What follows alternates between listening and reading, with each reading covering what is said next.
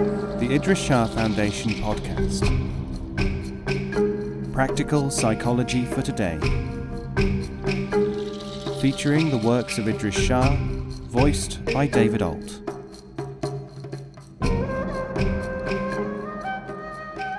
Welcome to the Idries Shah Foundation podcast. In this edition of the podcast, we present excerpts from Thinkers of the East by Idries Shah. This audio has been made available by the Idries Shah Foundation. A Morning's Marketing. Bahuddin Naqshband one morning went into the great market of Bukhara with a long pole. He started to shout hoarsely until a crowd gathered, amazed at such behaviour from a man of his fame and dignity. When hundreds of people had assembled, uncertain of what to think or do, Bahuddin took up his pole and started to overturn stalls until he was surrounded by piles of fruit and vegetables. The Emir of Bukhara sent a representative to Bahuddin's house to ask him to attend court immediately to explain himself.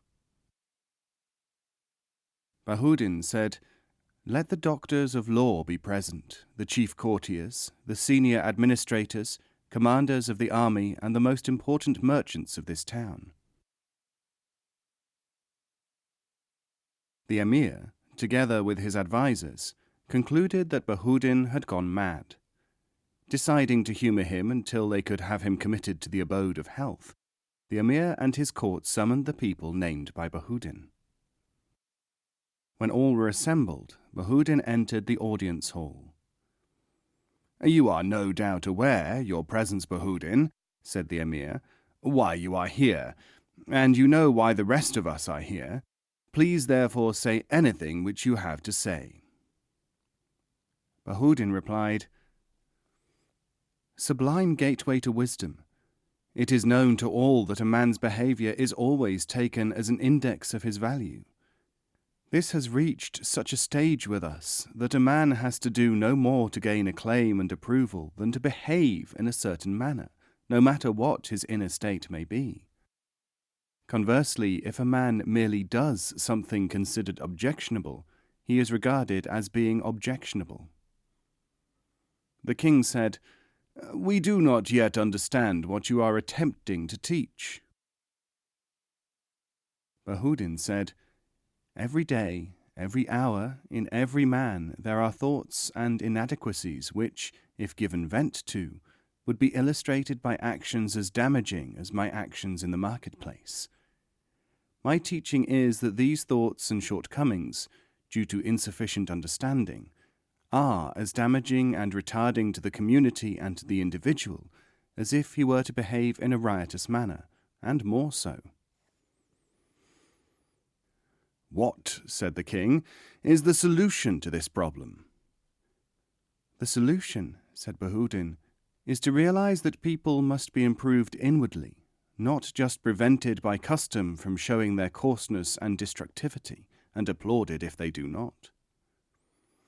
The entire court was so impressed by this remarkable teaching, says the chronicler, that a public holiday of 3 days was announced, to enable the people to celebrate the receiving of such wisdom.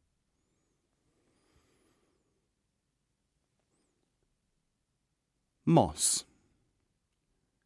A group of Bahuddin's senior disciples who had been in Persia had arrived to sit at the feet of the master.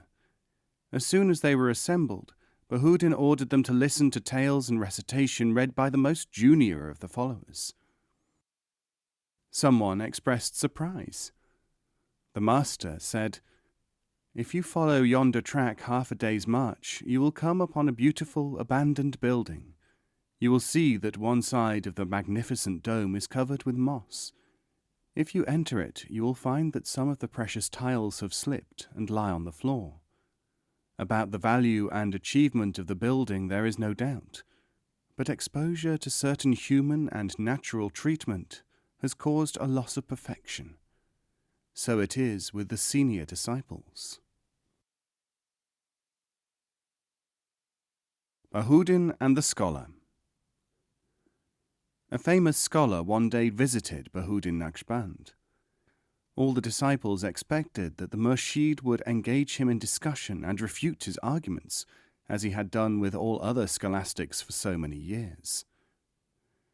When, however, the scholar was settled in Bahudin's court, the Murshid showed him every consideration, and matters of human thought and divine mysteries were never mentioned.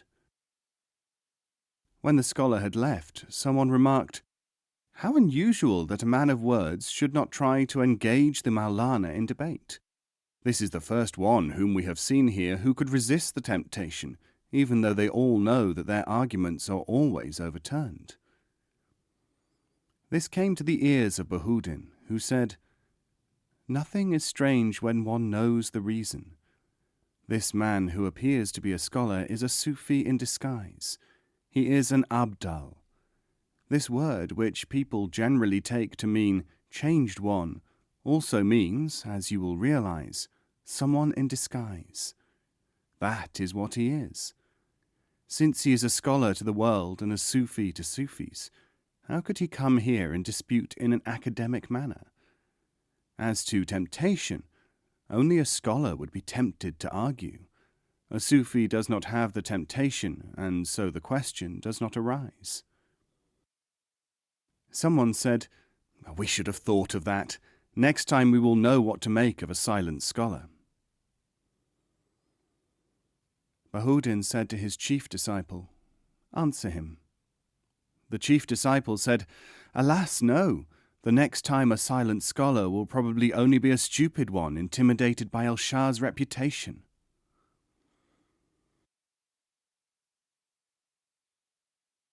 Visiting and obtaining.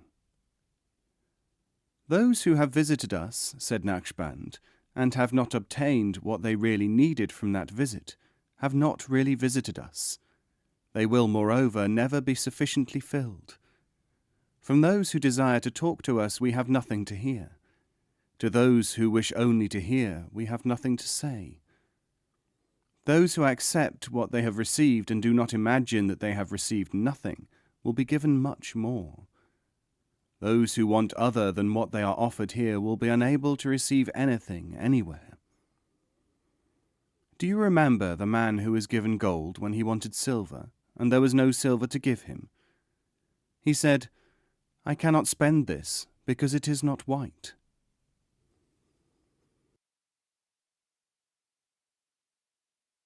Bahudin. Someone said to Bahudin Naqshband, "You relate stories, but you do not tell us how to understand them." He said, "How would you like it if the man from whom you bought fruit consumed it before your eyes, leaving you only the skin?"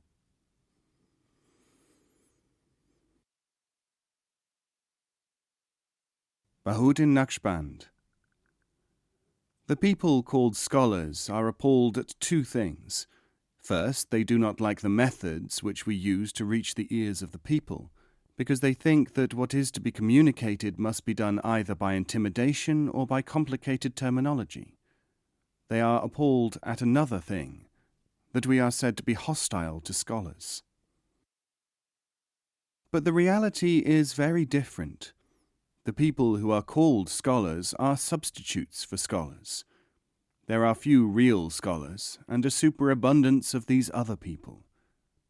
As a result, they have acquired the generic name for scholars. In countries where there are no horses, donkeys are called horses.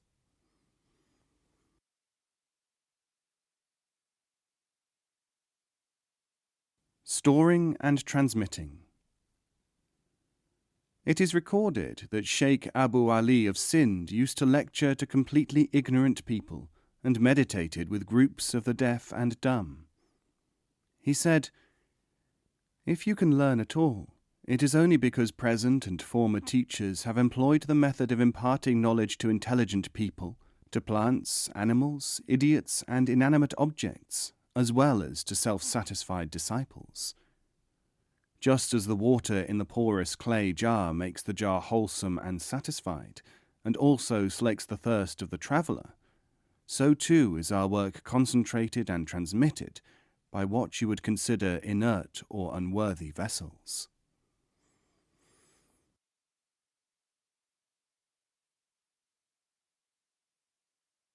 How it feels to be a teacher. The Nurbakhshi writing on teachership has it, "The teacher is like a master craftsman in a country where people want craftwork, but yet imagine that it is performed, shall we say, in the dark. He is like an eagle in a cage, deprived of his main capacity of flight and sight, but employed by idlers for visual amusement. He is like a lion in a pit, baited by the ignorant and admired by those who like a tawny coat. He is like the ant, who invented a house, and hopes that he can attain his object of inducing man to copy him.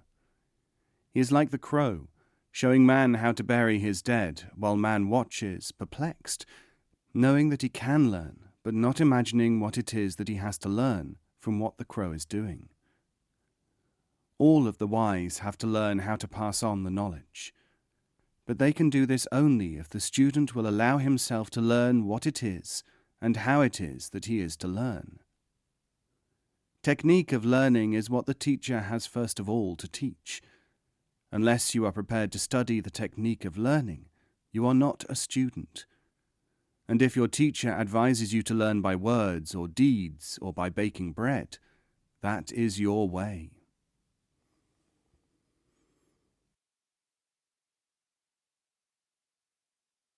Founding of a school. A Sufi of the Order of the Masters was asked, "Why did the madmen of God, who traversed the earth in strange garb doing incomprehensible things, form schools for the transmission of the teaching?" He said, "What they had to do they did, and they still do. But as far as direct transmission from them is concerned, remember the passage, 'When they were clear, there was nothing in what they said. When they were incoherent, nobody could benefit from what they said.'" This is the interpretation of the cryptic poem about our knowledge in the most ancient times. If you could understand it, there was nothing there. If you could not, there was no profit, only imagination.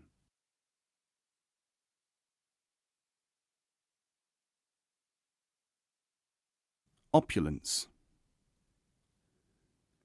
It is recorded that Haji Mohiuddin was studying under the ancient master Halaj when he was told, "Leave my company, work until you have attained some wealth and position, saying nothing about your connection with us, and then return."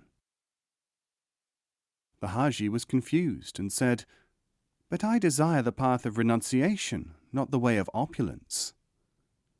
Halaj answered, "You are not ready for renunciation, and not proof against opulence. In addition, your remark shows that you wish to lay down your own path. How can you then benefit from a higher guidance?" The Haji asked him, "If I am setting down my own rules, and in obeying you only do so while it suits me, how can I be expected to deviate from this rigid behavior and now take your orders in obedience, since you have characterized me as laying down my own path?" Halaj said, "Initially, it is true, you will pretend to follow the path of opulence and pretend to obey. But our hope is that this pretense will become repugnant to you."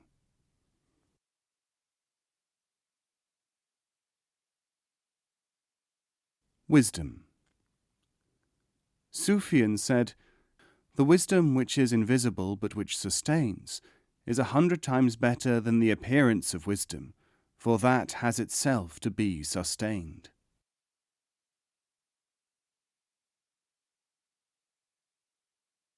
Luxury and simplicity. The Sufi ancient Junaid taught by demonstration, through a method in which he actually lived the part which he was trying to illustrate. This is an example. Once he was found by a number of seekers sitting surrounded by every imaginable luxury. These people left his presence and sought the house of a most austere and ascetic holy man, whose surroundings were so plain that he had nothing but a mat and a jug of water. The spokesman of the seekers said, "Your simple manners and austere environment are much more to our liking than the garish and shocking excesses of Junaid, who seems to have turned his back upon the path of truth. The ascetic heaved a great sigh and started to weep. My dear friends, shallowly infected by the outward signs which beset man at every turn, he said, know this, and cease to be unfortunates. The great Junaid is surrounded at this moment by luxury because he is impervious to luxury, and I am surrounded by simplicity because I am impervious to simplicity.